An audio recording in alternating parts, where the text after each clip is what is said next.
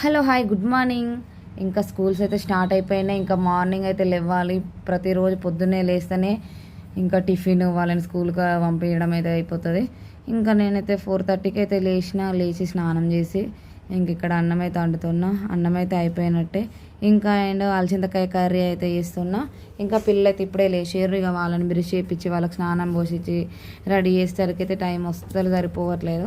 ఇంకా గవర చేసుడు అవుతుంది. ఇంకా అలచింతకాయలు అయితే నైటే కట్ చేసి అయితే పెట్టుకున్నా. పొద్దున కల్లా అయితే అస్సలు తీరదు. ఇంకా అవన్నీ వాటర్లో వేసేసి కావాల్సిన కూరగాయలన్నీ తరిగైతే పెట్టుకున్నా. ఇక ఫైనల్గా కూరనైతే పోపు అయితే వేసేసిన.